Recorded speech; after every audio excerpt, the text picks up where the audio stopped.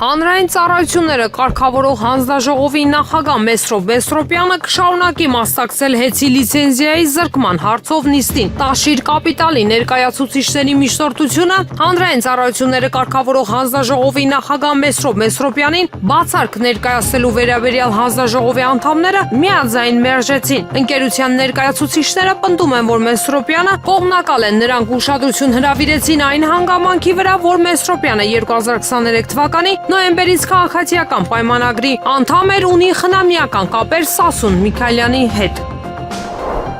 Կրեմլը կտրականապես անհամաձայն է ԱՄՆ պետքարտուղար Մարկո Ռուբիոյի հայտարարության հետ, թե Ռուսաստանը չի ցանկանում խաղաղություն Ուկրաինայում։ Ռուսաստանի Դաշնության նախագահի խոսակ Դմիտրի Պեսկովը, ում խոսքերը փոխանցում է ՏԱՍՍ-ը, նշել է, որ Մոսկվան ցանկանում է իրական խաղաղություն եւ բաց է ուկրաինական խնդրի քաղաքական ու դիվանագիտական կարգավորման համար։ Պեսկովը շեշտել է, որ նման հայտարարությունները չեն համապատասխանում Ռուսաստանի իրական դիրքորոշմանը եւ խեղաթյուրում են իրավիճակի էությունը։ Նրա խոսքով Մոսկվան բազմիցս հայտարարել է բանակցությունների վերականգնման պատրաստակամության մասին։ Ավելի վաղ ԱՄՆ-ի ներկայացուցիչները ՄԱԿ-ում պահանջել էին փոփոխություններ մտցնել Ուկրաինայի վերաբերյալ գլխավոր ասամբլեայի հակառուսական բանաձևի նախագծում, ընդգծելով, որ այն պետք է ավելի խիստ ձևակերպումներ ունենա։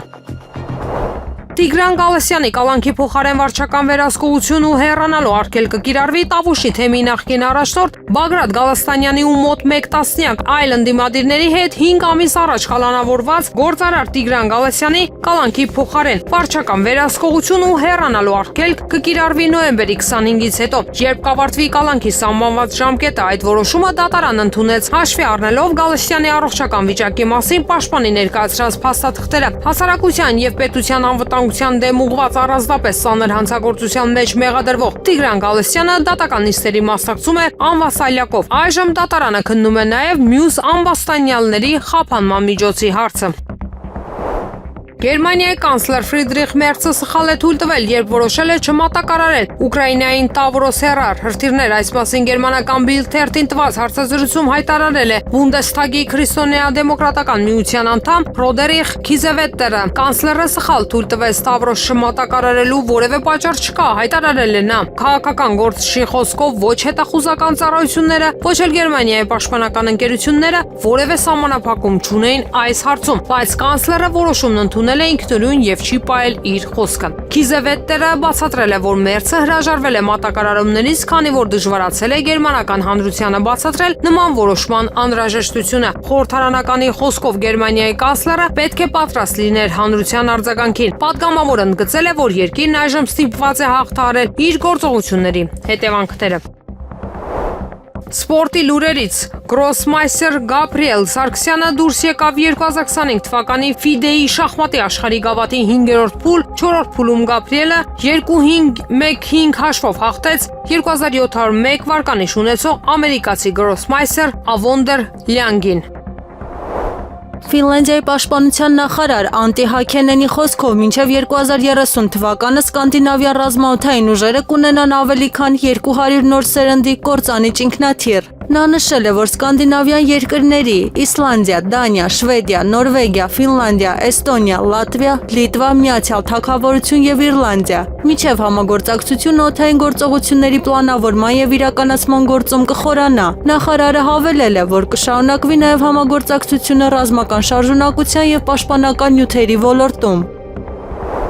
Կրեմլում հայտարարել են, որ Ուկրաինան, եթե շարունակի հրաժարվել Ռուսաստանի հետ բանակցություններից, հետագայում ստիպված կլինի վերադառնալ երկխոսությանը, ավելի վատ դիրքերից։ Այս մասին հայտնել է Ռուսաստանի Դաշնության նախագահի խոսնակ Դմիտրի Պեսկովը, մեկնաբանելով Times-ի հրապարակումը, ըստ որի Կիևն է նախաձեռնել Ստամբուլում սկսված բանակցությունների դադարեցումը։ Պեսկովը նշել է, որ Կիևի դիրքերը օրեցօր վատանում են եւ Ռուսաստանը ստիպված է շարունակել հատուկ ռազմական գործողությունը, քանի դեռ չկան բանակցությունների վերսկսման նախադրյալներ։ Նա նաեւ կրկնել է, որ Մոսկվան բաց է քաղաքական եւ դիվանագիտական լուծումների համար, չհամաձայնելով ԱՄՆ պետքարտուղար Մարկո Ռուբիոյի խոսքերի հետ։ թե Ռուսաստանը չի ուզում խաղաղություն։ Ռուսական կողմը հիշեցրել է, որ այս տարի Ստամբուլում կայացել են 3 հանդիպումներ՝ մայիսի 16-ին, հունիսի 2-ին եւ հուլիսի 23-ին, որոնց ընթացքում քննարկվել են ռազմագերիների եւ վիրավորների փոխանակման հարցեր։ Սակայն Ուկրաինան, ըստ Մարիա Զախարովայի, չի կատարել իր պարտավորությունները, փոխանակելով միայն պայմանավորված 1200 անձանցից 30%-ը։ Մոսկվան հայտարարել է, որ շարունակում է իր գործողությունները ապահովելու երկրի անվտանգությունն ու ռազմական շահերը։ Հայաստանի Հանրապետության վարչապետ Նիկոլ Փաշինյանը որոշում է ստորագրել, ըստ որի Աննա Ժամակոչյանը ազատվել աշխատանքի եւ սոցիալական հարցերի նախարարի տեղակալի պաշտոնից, ղեկավարվելով հանրային ծառայության մասին օրենքի 9-րդ հոդվածի առաջին մասով Աննա Ժամակոչյանին ազատել աշխատանքի եւ սոցիալական հարցերի նախարարի տեղակալի պաշտոնից նշված է որոշման մեջ։ Վարչապետի մեկ այլ որոշմամբ Լուսինե Քոչարյանը նշանակվել է աշխատանքի եւ սոցիալական հարցերի նախարարի տեղակալ, ղեկավարվելով հանրային ծառայության մասին օրենքի 9-րդ հոդվածի առաջին մասով Լուսինե Քոչարյանին նշանակել աշխատանքի եւ սոցիալական հարցերի նախարարի տեղակալ, ասված է որոշման մեջ։ Ազգային ժողովի նախագահ Ալեն Սիմոնյանը նոր հայց է ներկայացրել Երևանի քաղաքացիական դատարանն դեմ Իմնեմնիմի հաղորդաշարի համահեղինակ Վազգեն Սաղաթելյանին։ Սիմոնյանը պահանջում է, որ վերջինս իր ֆեյսբուքյան էջում հրապարակայնորեն ներողություն խնդրի եւ վճարի 2 միլիոն դրամ վիրավորանքի համար, ինչպես նաեւ 530,000 դրամ դատական ծախսել։ Նշվում է, որ Սիմոնյանը պահանջում է ներողության տեքստը հրապարակել հստակ ձևակերպմամբ իր նկատմամբ արված վիրավորական արտահայտությունների համար։ Ես չէի կարող չդիմել, դիմել եմ ու լավ եմ արել, ասել է Սիմոնյանը, հավելելով, որ խուլիգանություն, սպառնալիքներ եւ վիրավորանքներ թույլ տվողները օրենքով կպատժվեն։ Նրա խոսքով նման վարքագիծը հասարակության մեջ հանցավոր մտածելակերպ է ձևավորում, ինչին պետք է վերջ տալ։ Ռուսաստանի նախագահի մամուլի քարտուղար Դմիտրի Պեսկովը հայտարարել է, որ Ուկրաինայի իշխանությունների գլխավոր մեղքերից մեկը կոռուպցիան է։ Ինչպես հաղորդում է ՏԱՍՍ, Կրեմլի ներկայացուցիչը ընդգծել է, որ կոռուպցիան ուտում է Ուկրաինան ներսից։ Կիևյան ռեժիմն ունի բազմաթիվ մեղքեր եւ կոռուպցիան դրանցից մեկն է, այն կործանում է երկիրը ներսից, ասել է Պեսկովը։ Ավելի վաղ Ուկրաինայում ձեռնարկատեր Տիմուր Մինդիչի գործով դատավարության ընթացքում հնչել էր երկրի նախագահ Վոլոդիմիր Զելենսկու անունը։ Նրա անունը հիշատակվել էր էներգետիկ ոլորտում տեղի ունեցած կոռուպցիոն սխեմաների ձայնագրություններում։ Ազգային ժողովի նիստն այսօր սովորականից ուշ մեկնարկեց քվորում չապահովելու պատճառով 49 պատգամավոր էր ներկայացել նիստին։ Ազգային ժողովի նախագահ Ալեն Սիմոնյանը հայտարարեց, որ գրանցումը բաց կմնա մինչև մյուս պատգամավորների ներկայանալը ավելի քան 10 րոպե անց, սակայն նիստը մեկնարկեց։ Խորհրդարանը քննարկում է 2026 թվականի պետական բյուջեի նախագիծը։ Եվրոպական միության այն երկրները, որոնք առավելագույն ռազմական հզորություն ունեն, չեն ցանկանում Եվրահանձնաժողովին փոխանցել վերահսկողությունը պաշտպանության հարցում։ Իսկ ավելի փոքր պետությունները հանդես են գալիս այդ ոլորտում գործադիր իշխանության բարձրագույն մարմնի դերի ուժեղացման օգտին։ Հակասությունների առկայության մասին հայտնել է The Washington Post-ը, հղում անելով աղբյուրներին։ Դաշինքի խոշորագույն ռազմական տերությունները Ֆրանսիան եւ Գերմանիան չեն ցանկանում Եվրամիության գործադիր իշխանությանը փոխանցել պաշտպանական նախագծերի նկատմամբ վերահսկողությունը, ասվում է նյութում։ Միևնույն ժամանակ ավելի փոքր երկրները՝ Լիտվան, Լատվիան եւ Էստոնիան ավելի շատ շահագրգռված են պաշտպանության ոլորտում Եվրահանձնաժողովի դերի ուժեղացմամբ, պնդում են պարբերականի զրուցակիցները։ Ուկրաինան կարող է սպառել իր բյուջետային պահուստները արդեն փետրվարին, եթե Եվրամիությունը չկարողանա համաձայնության գալ Կիևին փոխհատուցման վարկեր տրամադրելու հարցում, սառեցված ռուսական ակտիվների առգրավման միջոցով, հաղորդել է Politico-ն։ Ուկրաինան 2020 թվականին, 2026 թվականին անցնելուն պես ֆինանսավորման ճգնաժամի կբախվի եւ փետրվարին կարող է փող չունենալ, եթե Բելգիան չդադարեցնի Բելգիայի պահոցում պահվող Ռուսաստանի բանկի սառեցված ակտիվների միջոցով 140 միլիարդ եվրոյի փոխհատուցման վարկեր տրամադրելու համարձակ ծրագրի արգելափակումը, հաղորդել է հրատարակությունը։ Politico-ն նախկինում հաղորդել էր, որ Ուկրաինայի բյուջեի ֆինանսավորման հետ կապված խնդիրներ կարող են առաջանալ միայն մինչև 2026 թվականի ապրիլը։ Հոդվածում չի նշվում, թե ինչու է հրատարակությունը փոխել իր կանխատեսումը։ Բրազիլիայի նախագահ Լուիս Ինասիո Լուլա դա Սիլվան քննարկում է ԱՄՆ նախագահ Դոնալդ Թրամփի հետ նոր հեռախոսազրույցի հնարավորությունը բրազիլիական ապրանքների վրա ԱՄՆ-ի սահմանված մաքսատուրքերի վերանայման հարցում, հաղորդել է CNN Brazil-ը, հղում անելով իր աղբյուրներին։ Նրանց խոսքով բրազիլիացի առաջնորդը մտադիր է արագացնել սակագնային վերանայումների շուրջ բանակցությունները։ Ավելի վաղ նոյեմբերի 12-ին Բրազիլիայի արտաքին գործերի նախարար Մաուրո Վիեյրան եւ ԱՄՆ պետքարտուղար Մարկո Ռուբիո նույնպես համաձայնել էին անձնական հանդիպում անցկացնել։ Բանակցությունները տեղի կունենան Վաշինգտոնում նոյեմբերի 13-ին։ ԱՄՆ-ն օգոստոսին մաքսատուրքեր սահմանեց բրազիլիական ապրանքների վրա։ Բրազիլիայի նախագահը խոստացավ նույն կերպ պատասխանել, բայց ավելի ուշ հրամայեց բանակցությունների միջոցով լուծել մաքսատուրքերը։ G20-ը հավանաբար համատեղ հայտարարություն չի ընդունի Յոհանեսբուրգում նոյեմբերի 22-ից 23-ը կայանալի գագաթնաժողովում։ Այս մասին հայտնել է Financial Times-ը, հղում անելով անանուն պաշտոնյայի։ Ժամանակն է, որ G20-ը ձմեռային քնով անցնի, ասել է հրատարակության աղբյուրը։ Նրա խոսքով մասնակից երկրների պատվիրակությունները չեն սպասում համատեղ հայտարարության ընդունմանը։ Նրանք պլանավորում են գագաթնաժողովը օգտագործել երկկողմ հանդիպումների եւ առևտրի ու կլիմայի փոփոխության վերաբերյալ իրենց դիրքորոշումները համակարգելու համար, պնդել է պաշտոնյան։ Սննդամթերքի անվտանգության տեսչական մարմնից հայտում են, որ Ռուսաստանի եւ Ղազախստանից ներկրված ցորենի խմբականակները ենթարկվել են լաբորատոր փորձարկումների բուսասանիտարական անվտանգության եւ որակի ցուցանիշների ուղղություններով։ Բուսասանիտարական ստուգումներով կարանտին վնասակար օրգանիզմներ չեն հայտնաբերվել անվտանգության փորձարկումներում թունավոր տարրերի, պեստիցիդների, միկոտոքսինների եւ ռադիոակտիվության շեղումներ չեն արձանագրվել, որակի ցուցանիշների ուսումնասիրությունները դեռ ընթացքի մեջ են։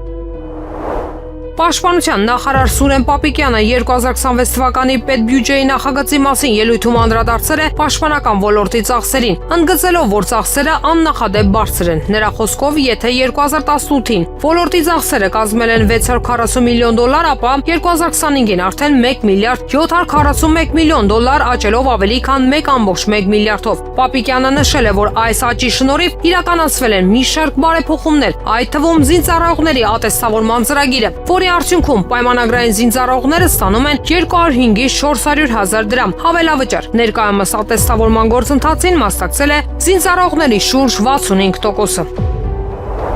Վազգեն Սաղաթելյանին եւ Նարեկ Սամսոնյանին կալանավորելու միջնորդություն է ներկայացվել դատարան, տեղեկացրել է պաշտպան Արսեն Բաբայանը։ Հիշեցնենք, որ այսօր առավոտյան նրանք ձերբակալվել են։ Ալեն Սիմոնյանը հաղորդում է տվել իրավապահներին Իմնեմնիմի փոդքասթում հնչած վիրավորական արտահայտությունների եւ սպառնալիքների վերաբերյալ։ Նարեկ Սիմոնյանին, Վազգեն Սաղաթելյանին մեղադրանք է առաջադրվել քրեական օրենսգրքի 297-րդ հոդվածի 2-րդ մասի 3-րդ կետով խուլիգանությունը տեղեկատվական կամ հաղորդակցական տեխնոլոգիաներն օգտագործելով։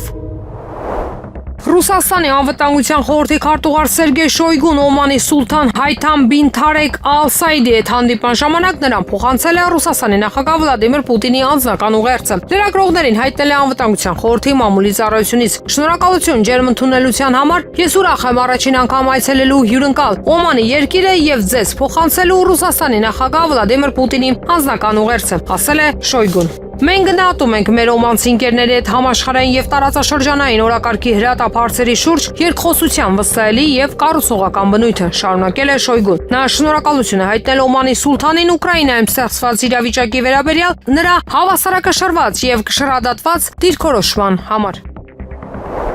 Ուկրաինայի հակաօդային պաշտպանության հոբ համակարգերը զգալիորեն թուլացել են պարենամթերքի պաշարների կտրուկ նվազման եւ մի շարք համակարգերի ոչնչացման հետևանքով։ Այդ մասին Լենտակետրուին հետ զրույցում հայտարարել է ռազմական փորձագետ Ալեքսեյ Ժիվովը։ Նրա խոսքով սահմանամերձ շրջաններում Սումիի, Չեռնիգովի եւ Խարկովի մարզերում հոբ համակարգերը կամ ընդհանրապես չեն գործում կամ արձագանքում են միայն մի քանի ռուսական անօդաչուների։ Շատ արևմտյան համակարգեր արդեն ոչնչացվել են, իսկ մնացածների համար արկերի պաշարները կտրուկ պակասել են։ Նույնը վերաբերում է նաև խորհրդային արտադրության հոբ համակարգերին։ Դրանց համար արկեր արտադրվում են միայն Ռուսաստանում, հետևաբար պարզապես չունեն ինչով կրակել եւ ստիպված են խնայել, նշել է Ժիվովը։ Փորձագետը հավելել է, որ դրան նպաստել է նաև Ռուսաստանում անօդաչուների արտադրության աճը։ Միևնույն ժամանակ նա ընդգծել է, որ հոբ համակարգերի քանակը կամ դրանց պաշարները ուղղակիորեն չեն որոշում ռուսական զորքերի առաջխաղացման արագությունը։ Ըստ նրա այդ գործում վճռորոշ են FPV դրոնների, հարձակողական ավիացիայի եւ հրետանու արդյունավետ կիրառությունը։ Կուբայի Հանրապետությունում քաղաքական ռեժիմի փոփոխությունը ԱՄՆ նախագահ Դոնալդ Թրամփի վարչակազմի կողմից ենթադրվում է որպես երկրորդ նպատակ։ Վենեսուելայի առաջնորդ Նիկոլաս Մադուրոյի տապալումից հետո նման սցենարը The Foreign Policy ամսագրի համար հոդվածում թույլ է տվել ամերիկյան համալսարանի պետական կառավարման պրոֆեսոր, Լատինական Ամերիկայի հարցերով մասնագետ եւ Ջորջ Վաշինգտոնի համալսարանի ազգային անվտանգության արխիվի նախկին տնօրեն Ուիլյամ Լեոգրանդեն Վենեսուելայի դեմ ռազմական հզորությունը մեծացնելով ԱՄՆ նույնպես նայում է Կուբային, հայտնել է փորձագետը։ Լեոգրանդեի կարծիքով ԱՄՆ-ն հույս ունի, որ Վենեսուելայից կուբացիների նավթի մատակարարումների դադարեցումը կհանգեցնի սոցիալիստական հանրապետության փլուզմանը։ Պրոֆեսորը ներկա իրավիճակում անխուսափելի է համարում Վենեսուելայի վրա հարձակումը, քանի որ Կարիբյան ծովում արդեն տեղակայվել են 10 ռազմանավ եւ Միացյալ Նահանգների 10,000 զինծառայողներ։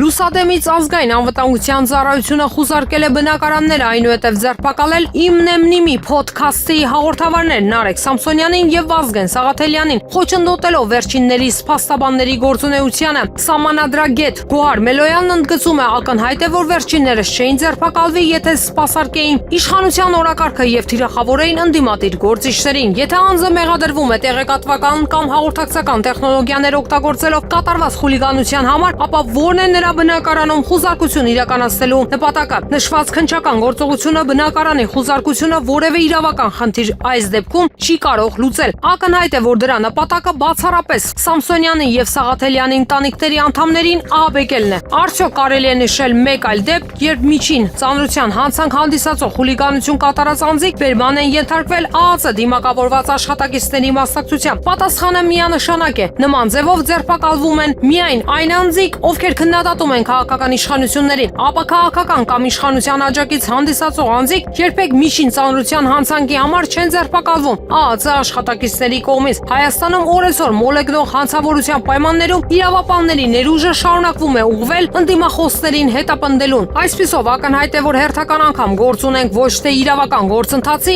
այլ իրավապահ համակարգի միջոցով իրականացվող քաղաքական հաշվեհարդարի հետ։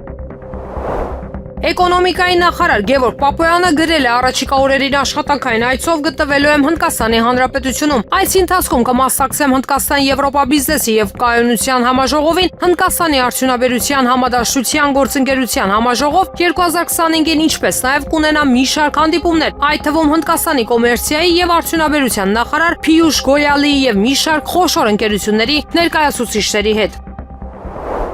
Ազգային ժողովի պատիվ ունեմ խմբակցության ղեկավար Հայկ Մամիջանյանն այցելել է Anti-Fake գրասենյակը, որտեղ իրավապահները խուզարկություն են իրականացնում։ Պատգամավորին սակայն թույլ չեն տվել ներս մտնել, պատճառաբանելով քննչական գործողության իրականացմամբ, գրել է Մամիջանյանը։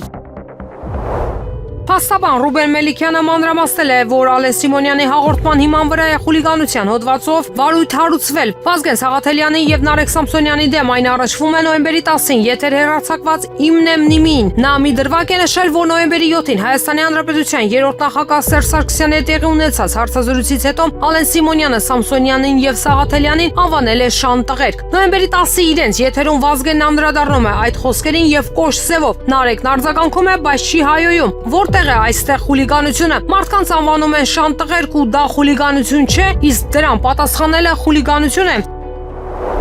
Այն ինչ այս պայն անում են Վազգեն Սաղաթելյանի ու Նարեկ Սամսոնյանի նկատմամբ պետական խուլիգանության հերթական դրսևորումն է, գրել է փաստաբան Վարազդատ Հարությունյանը։ Մարդիկ մեծ հնչեղություն եւ դիտումներ ունեցող ոդքասթ են անում Սերժ Սարգսյանի հետ, որի ժամանակ ու հետո որևէ մեկին չեն անպատվում։ Դրանից հետո Ալեն Սիմոնյանն իրենց լրիվ անկապ տեղն ու օդից անպատվում է, հանրայնորեն այդ մարդիկ հանրային պատասխանում են։ Ալենին ոչինչ, իսկ տղերքի տուն մասկի շոուով ներխուժում ու ձերբակալում են։ Բռնապետական կարգերի հաստատման հերթական քայլփինջ տա դրվում ու այդ պատաքանդվելու ժամանակ դրա փլատակների տակ շատերն են մնալու, գրել է նա։ Եվ Մոսկվան եւ Վաշինգտոնը կարծում են, որ Ռուսաստանի նախագահ Վլադիմիր Պուտինի եւ ԱՄՆ նախագահ Դոնալդ Թրամփի միջեւ հաջորդ հանդիպումը պետք է կոնկրետ արդյունքներ տա Ուկրաինայում հակամարտության կարգավորման գործում։ Այս մասին չորեքշաբթի օրը Կանադայի Օնտարիո քաղաքում կայացած G7-ի արտաքին գործերի նախարարների հանդիպումից հետո լրագրողների զրույցում հայտարարել է պետքարտուղար Մարկո Ռուբիոն։ Կարծում եմ, երկու կողմերն էլ համաձայնության եկան, որ մեր նախագահների հաջորդ հանդիպման ժամանակ պետք է լինի կոնկրետ արդյունք։ Նշել է նա, նկարագրելով հոկտեմբերի 20-ին Ռուսաստանի արտգործնախարար Սերգեյ Լավրովի հետ տեղի ունեցած հեռախոսազրույցի բովանդակությունը։ Մենք պետք է իմանանք, որ առաջնորդների հանդիպումից կա որոշակի դրական արդյունքի իրական հնարավորություն, ավելացրել է Ռուբիոն։ Մենք կցանկանայինք տեսնենք այս պատերազմի ավարտը, ընդգծել է պետքարտուղարը, խոսելով Ուկրաինայի հակամարտության մասին։ Եվրոպական որոշ ռազմական նախաձեռնություններ, այդ թվում Ռուսաստանի դեմ այսպես կոչված անօդաչու թռչող սարքերի պատ ստեղծելու ծրագիրը ձախողվել են նույնիսկ մինչև դրանց իրականացումը, հաղորդել է Washington Post-ը, հղում անելով աղբյուրներին։ Նրանց որոշ ծրագրեր, ինչպիսիք են Եվրոպայի արևելյան սահմաններին անօդաչու թռչող սարքերի վահանի ստեղծումը կամ նոր սերնդի ֆրանս-գերմանա-իսպանական կործանիչի մշակումը ձախողվել են, հաղորդել է թերթը։ Մասնավորապես Եվրամիության 100 միլիարդ եվրո արժողությամբ սեփական կործանիչ ինքնաթիռ կառուցելու ծրագիրը, որը կլիներ ամերիկյան արտադրության F-35-ի այլընտրանքը, հայտնվել է նախագծից շահույթ ստանալ ցանկացող ընկերությունների միջև պայքարի մեջ։ Եվրոպացի պաշտոնյաների խոսքով Եվրոպան բազմաթիվ մարտահրավերների է բախվում համայնքի ռազմականացմանը նախապատրաստվելու հարցում։ Դրանց թվում են ազգային կառավարությունների հակասական շահերը, պաշտպանական արդյունաբերության մասնատումը, ազգային սահմանների երկայնքով և սպառնալիքի տարբեր ընկալումները արևելքում և արևմուտքում։ Ռուսաստանը և Միացյալ Նահանգները պահպանում են շփումներ տարբեր մակարդակներում, ուստի հարաբերություններում դադարի որևէ նշան չկա։ Նման հայտարարությամբ հանդես է եկել Ռուսաստանի նախագահի միջազգային հարցերով օգնական Յուրի Ուշակովը։ Ես չէի ասի, որ դադար կա, բայց դեռևս որևէ շրջադարձային նորություն չկա, ասել է Կրեմլի խոսնակը, պատասխանելով Ռուսաստանի և ԱՄՆ-ի միջև հարաբերությունների վիճակի մասին հարցին։ Նա հավելել է, որ շփումներ կան, շփումները տարվում են տարբեր մակարդակներով և Վաշինգտոնում և Մոսկվայում դեսպանները գործում են։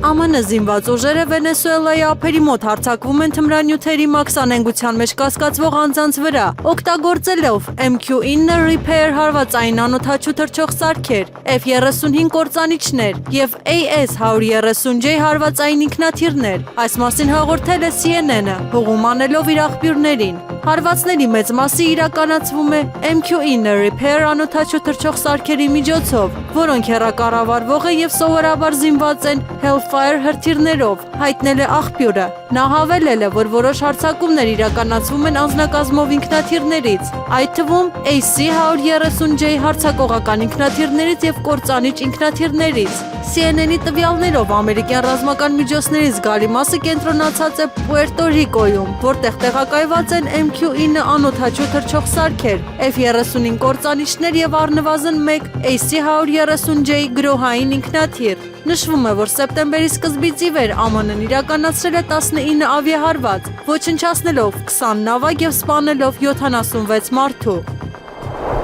Հարավային Կորեայի Նուրի տիեզերական հրթիռի 4-րդ արձակման հիմնական նախապատրաստական գործընթացն ավարտվել է և այժմ ընթանում են վերջնական ստուգումները, հայտնել է Կորեայի աերոտիեզերական հետազոտությունների ինստիտուտը։ Սեպտեմբերին Կորեայի աերոտիեզերական վարչությունը հայտարարեց Նուրի տիեզերական հրթիռի 4-րդ արձակման մասին, որը նախատեսված է նոյեմբերի 27-ին տեղական ժամանակով ժամը 00:54-ից մինչև 1:14-ը, նոյեմբերի 26-ին Երևանի ժամանակով ժամը 19:54-ից մինչև 20:14-ը, կորեական թերակղզու հարավային ծայրում գտնվող Նարո տիեզերակայանից։ Ավելի ճշգրիտ մեկնարկի ամսաթիվը նախատեսվում է հաստատել մեկնարկից 1 օր առաջ։ Ըստ տվյալների, անբարենպաստ եղանակային պայմանների կամ մեկնարկի հետ կապված խնդիրների դեպքում կարող է նոր ամսաթիվ նշանակվել, ենթադրաբար նոյեմբերի 28-ից դեկտեմբերի 4-ը ընկած ժամանակահատվածում։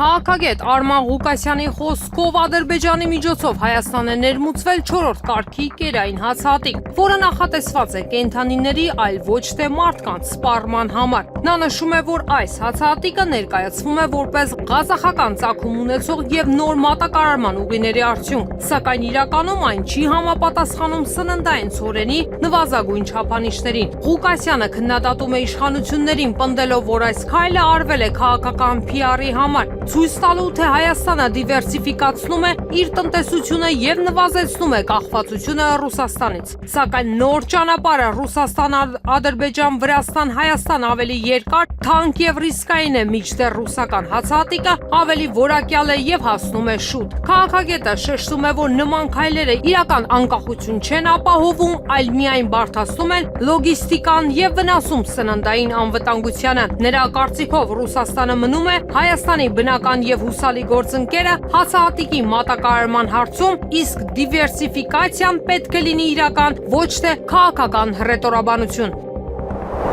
Վրաստանում կործանված թուրքական ռազմական ինքնաթիռի կործանումը կարող է վկայել արտաքին միջամտության կամ ինքնաթիռում զինամթերքի պայթյունի մասին։ Նման հայտարարությամբ հանդես է եկել թուրքական թերթը։ Թուրքիայի պաշտպանության նախարարությունը հայտարարել է, որ Վրաստանի եւ Ադրբեջանի սահմանի մոտ վթարի է ենթարկվել Lockheed C-130 Hercules ռազմական տրանսպորտային ինքնաթիռը։ Անկարան համակարգում է որոնողական փրկարարական գործողությունները Թբիլիսիի հետ։ Վրաստանում թուրքական ռազմական ինքնաթիռի կործանման հետաքննությունը կանցկացվի առավելագույն զգուշությամբ, հայտարարել է Թուրքիայի նախագահ Ռեջեփ Թայիպ Էրդողանի վարչակազմը։ Հայաստանը քաղաքական դրդապատճառներով ուզում է ազատվել Մոսկվայից եւ օգնություն ցուցաբերել Ուկրաինային, գնելով Կիևի հացահատիկի մի մասը, ընդ որում շատ ավելի բարձր գներով։ Այսօր Ռուսաստանի Դաշնության արտաքին հետախուզական ծառայությունն է այսպիսի հայտարարություն տարածել, ընդգծելով, որ ավելի թանկ սորենի գումարի մի մասը Երևանը կփոխհատուցի Եվրամիության միջոցներով։ Ռուսաստանի ԱՀԾ-ի ստացած տեղեկատվության համաձայն Ֆրանսիայի, Եվրոպայի եւ արտաքին գործերի նախարարությունը Կեդորսեյում շփոթված է։ Մի կողմից տոնելու առիթ կա, որը Երևանը պատրաստ է թույլատրել Մոսկվայի հետ ունեցած եւս մեկ կապ, սնելով սեփական ժողովրդի ռուսականի փոխարեն ուկրաինական ցորենով տարիներ շարունակ Հայաստանը հացահատիկ է գնել Ռուսաստանից։ Հիմա քաղաքական պատճառներով հայերն ուզում են ազատվել Մոսկվայից եւ հացահատիկի պաշար ստանալ Ուկրաինայից Բրյուսելի միջնորդությամբ։ Սակայն ինչպես ընդգծում է Երևանը, դա սկզբունքի հարց է, բարեկամություն է, բայց փողը այլ է։ Գրավիչն այն է, որ Եվրամիությանն առաջարկվում է 3-1-ում գործարք հացահատիկ Հայաստանի համար, աջակցություն Կիևին եւ անվստահության ձևավորում Մոսկվայի եւ Երևանի միջև։ Հիմնական հարցն այն է, թե որտեղից ստանալ գումարը։ ՌԻԱ Նովոստի փոխանցմամբ նշում է Ռուսաստանի արտաքին հետախուզության ծառայության մամուլի բյուրոն Երևանի Հուդայի համբույրը վերնագրով հրապարակման մեջ։ Հիշեցնենք, որ ազգային ժողովի ճեպազրույցների ժամանակ Նիկոլ Փաշինյանն այսօր հերքեց լուրը, ասելով չի կարող այդպիսի բան լինել։ ԱՄՆ նախագահ Դոնալդ Թրամփը պարտադիր չէ, որ հրաման տա Վենեսուելայի վրա հարձակման կամ կարող է ցանկացած պահի դադարեցնել ռազմական գործողությունը, հայտարարելով հաղթանակի մասին, հաղորդում է The Washington Post-ը։ Հղումանելով անանուն ամերիկացի պաշտոնյայի հրապարակման համաձայն, ԱՄՆ վարչակազմը Վենեսուելայի վերաբերյալ գործողությունների հստակ ծրագիր չունի։ Աղբյուրը հիշեցրել է հութիների դեմ նախորդ գործողությունը, որը դադարեցվել էր 2 ամիս անց առանց իր հիմնական նպատակներին հասնելու։ Դա նման էր կամայական, սահման գծելուն հստակ նպատակ չկար, ասվում է հրապարակման մեջ։ Կոնգրեսականների համար գաղտնի ճեպազրույցի ժամանակ պետքարտուղար Մարկո Ռուբիոն եւ պաշտպանության նախարար Փիթ Հեքսեթը վստահեցրել էին, որ չեն պատրաստվում ռազմական գործողություններ ձեռնարկել Վենեսուելայի դեմ։ Կարակասում ընդդիմադիր գործիչները ամերիկացի դիվանագետներին ասել են, որ Մադուրոյի կառավարությունը վստահ է իշխանությունը պահպանելու իր կարողության մեջ, չնայած ճնշմանը։ ԱՄՆ զինված ուժերը քննարկում են Գազայի հատվածի մոտակայքում ռազմական բազա կառուցելու հնարավորությունը, որը կարող է տեղավորել մոտավորապես 10,000 մարդու, հաղորդել է Bloomberg-ը։ ԱՄՆ ռազմածովային ուժերը մի քանի ընկերություններից գնահատականներ են խնդրել Գազայի հատվածի մոտակայքում 10,000 անձնակազմով ժամանակավոր ինքնավար ռազմական բազայի կառուցման համար։ Կապալառուները պարտավոր են ապահովել էլեկտրաէներգիայով, սննդով, ջրով եւ կապով մատակարարելու ծառայություններ։ ԱՄՆ վարչակազմի անանուն պաշտոնյան գործակալությանը հայտնել է, որ ԱՄՆ զինվորականների խնդրանքը միջազգային կայունացման ուժերի համար բազա ստեղծելու նախնական պլանավորման ուղղությամբ քայլ է։ Իսկ այժմ եղանակի մասին։ Երևանում նոյեմբերի 13-ից 3-ը 14-ին 18-ին սպասվում է առանց ստեղումների եղանակ։ Նոյեմբերի 15-ին 16-ին 17-ի գիշերը եւ առավոտյան սպասվում է կարճատև անձրև։ Մարզերում նոյեմբերի 13-ից 3-ը 14-ին 18-ին սպասվում է առանց ստեղումների եղանակ։ Նոյեմբերի 15-ին 17-ին առանձին շրջաններում սպասվում են կարճատև տեղումներ։ Գիշերը լեռնային գոտիներում ձնախառն անձրևի տեսքով։ Օդի ջերմաստիճանը նոյեմբերի 15-ի 16-ից 3-ը կնվազի 3-ից 5 աստիճանով, 17-ի 18-ին նույնքան կբարձրանա։